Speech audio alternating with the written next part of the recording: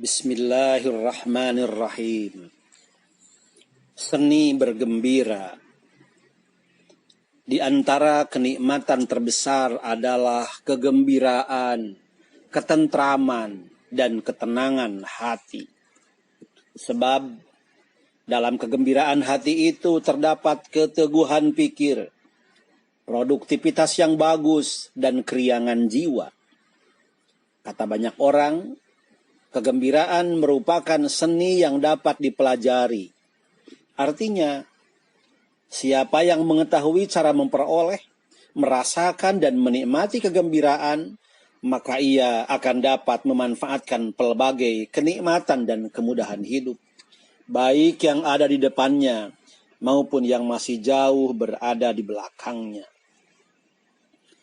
Adapun modal utama untuk meraih kebahagiaan adalah kekuatan atau kemampuan diri untuk menanggung beban kehidupan, tidak mudah goyah oleh goncangan-goncangan, tidak gentar oleh peristiwa-peristiwa, dan tidak pernah sibuk memikirkan hal-hal kecil yang sepele.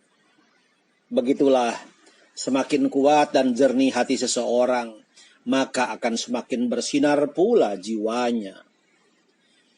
Sementara hati yang rapuh, lemah tekad, rendah semangat, dan selalu gelisah, taubahnya dengan gerbong kereta yang mengangkut kesedihan, kecemasan, dan kekhawatiran. Oleh sebab itu, barang siapa membiasakan jiwanya bersabar dan tahan terhadap segala benturan, niscaya goncangan apapun dan tekanan dari manapun akan terasa ringan. Di antara musuh utama kegembiraan adalah wawasan yang sempit, pandangan yang picik, dan egoisme. Karena itu, Allah melukiskan musuh-musuhnya sebagaimana dalam Al-Quran, surat Ali Imran ayat 154. A'udzubillahi minasyaitonirrajim. Tsumma anzala 'alaikum min ba'dil ghammi amanatan nu'asyan yaghsa ta'ifatam minkum wa ta'ifatun qad ahamathum anfusuhum yadunnuna billahi ghairal haqqi dhannal jahiliyah yaquluna hal lana minal amri min syai' qul innal amra kullahu lillah yukhfuna fi anfusihim ma la yubduna lak yaquluna law kana lana minal amri syai'um ma qutilna hahuna qul law kuntum fi buyutikum labarazal ladzina kutiba alaihimul qatlu ila madajihim waliyabtaliyallahu ma fi sudurikum waliyumahhisa ma fi qulubikum wallahu alimun bidzatis sudur. Kemudian setelah kamu ditimpa kesedihan, Dia Allah menurunkan rasa aman kepadamu berupa kantuk yang meliputi segolongan dari kamu. Sedangkan segolongan lagi telah dicemaskan oleh diri mereka sendiri. Mereka menyangka yang tidak benar terhadap Allah seperti sangkaan jahiliyah. Mereka berkata, adakah sesuatu yang dapat kita perbuat dalam urusan ini? Katakanlah Muhammad, sesungguhnya segala urusan itu di tangan Allah. Mereka menyembunyikan dalam hatinya apa yang tidak mereka terangkan kepadamu. Mereka berkata, sekiranya ada sesuatu yang dapat kita perbuat dalam urusan ini, niscaya kita tidak akan dikalahkan di sini. Katakanlah Muhammad, Meskipun kamu ada di rumahmu, niscaya orang-orang yang telah ditetapkan akan mati terbunuh itu keluar juga ke tempat mereka terbunuh. Allah berbuat demikian untuk menguji apa yang ada dalam dadamu dan untuk membersihkan apa yang ada dalam hatimu. Dan Allah Maha mengetahui isi hati. Orang-orang yang berwawasan sempit senantiasa melihat seluruh alam ini seperti apa yang mereka alami. Mereka tidak pernah memikirkan apa yang terjadi pada orang lain. Tidak pernah hidup untuk orang lain. Dan tidak pernah memperhatikan sekitarnya. Memang ada kalanya kita harus memikirkan diri kita sendiri dan menjaga jarak dari sesama, yaitu tatkala kita sedang melupakan kepedihan, kegundahan, dan kesedihan kita. Dan itu artinya kita dapat mendapatkan dua hal secara bersamaan, membahagiakan diri kita dan tidak merepotkan orang lain. Satu hal mendasar dalam seni mendapatkan kegembiraan adalah bagaimana mengendalikan dan menjaga pikiran agar tidak terpecah. Apalagi bila Anda tidak mengendalikan pikiran Anda dalam setiap melakukan sesuatu, niscaya ia tak akan terkendali. Ia akan mudah membawa Anda pada berkas-berkas kesedihan masa lalu. Dan pikiran liar yang tak terkendali itu tak hanya akan menghidupkan kembali luka lama, tetapi juga membisikkan masa depan yang mencekam. Ia juga dapat membuat tubuh gemetar, kepribadian goyah, dan perasaan terbakar. Karena itu, kendalikan pikiran Anda ke arah yang baik dan mengarah pada perbuatan yang bermanfaat.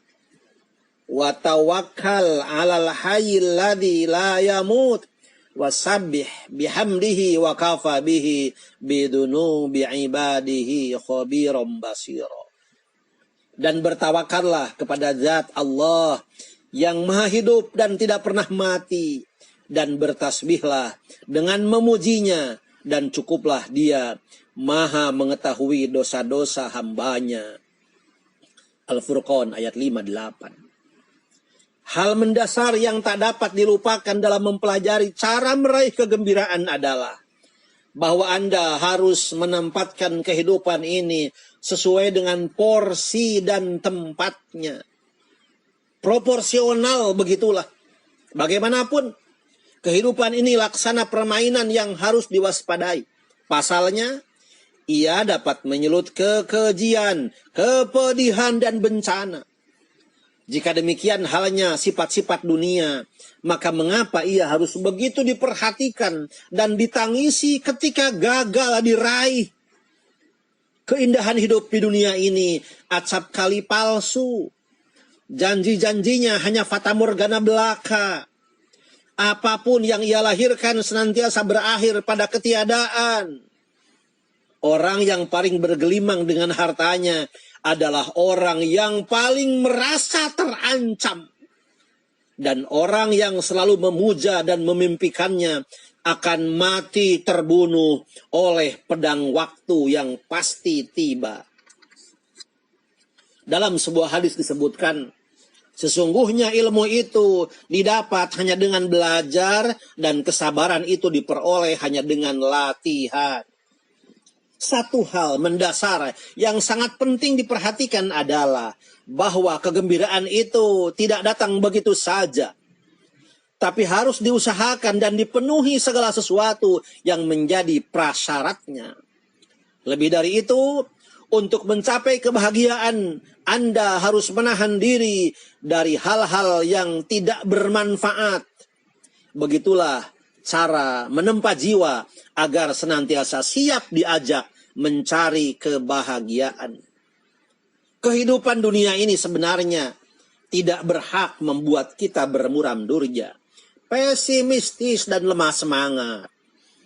Adalah suatu kenyataan yang tak terelakkan bila Anda tidak akan mampu menyapu bersih noda-noda kesedihan dari diri Anda. Karena bagaimanapun memang Seperti itulah kehidupan dunia ini tercipta. Laqad khalaqnal insana fi kabad. Kami telah menciptakan manusia dalam susah payah. Al-Balad ayat 4.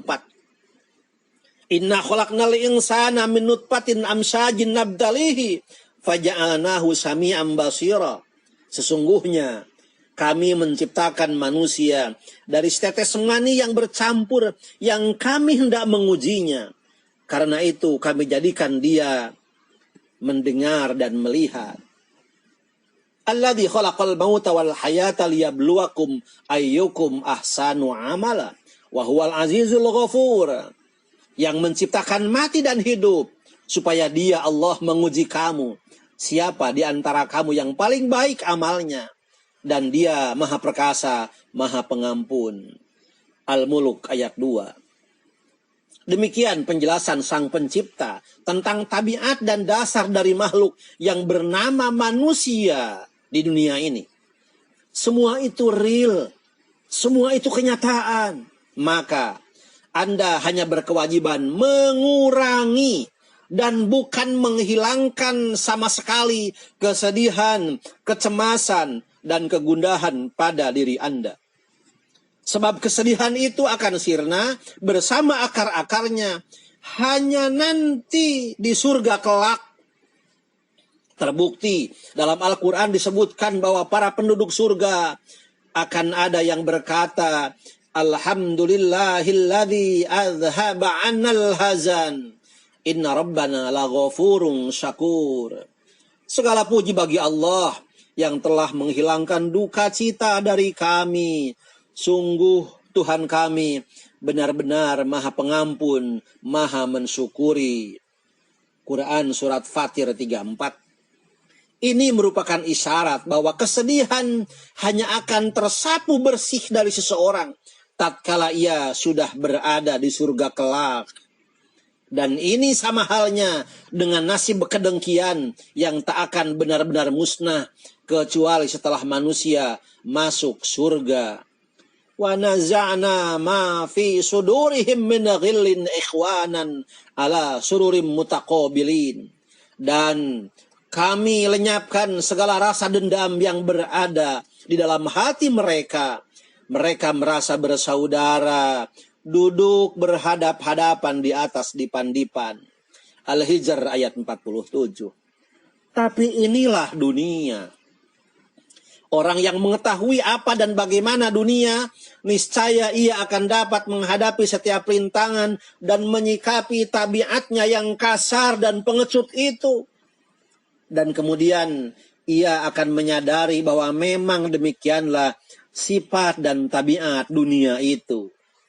Jika benar dunia seperti yang kita gambarkan di atas, maka sungguh pantas bagi orang yang bijak, cerdik, serta waspada untuk tidak mudah menyerah kepada kesengsaraan, tidak mudah menyerah kepada kesusahan, tidak mudah menyerah kepada kecemasan, tidak mudah menyerah kepada kegundahan, tidak mudah menyerah kepada kesedihan dalam hidupnya. Sebaliknya, mereka harus melawan semuanya itu dengan seluruh kekuatan yang telah Allah karuniakan kepadanya. Wa a'iddu lahum mastata'tum min quwwati wa min ribatil khaili turhibuna bihi aduwallahi wa aduwakum. Dan siapakah dan siapkanlah untuk menghadapi mereka kekuatan apa saja yang kamu sanggupi, dan dari kuda-kuda yang ditambat untuk berperang, yang dengan persiapan itu kamu menggentarkan musuh Allah dan musuhmu. Al-Anfal ayat 60. Dan pada surat Ali Imran ayat 146. Fama wahanu lima asobahum fi sabilillah wa ma dha'ufu wa mastakanu wallahu yuhibbus sabirin. Mereka tidak menjadi lemah karena bencana yang menimpa mereka di jalan Allah, dan tidak lesu dan tidak pula menyerah kepada musuh-musuh, dan Allah mencintai orang-orang yang sabar.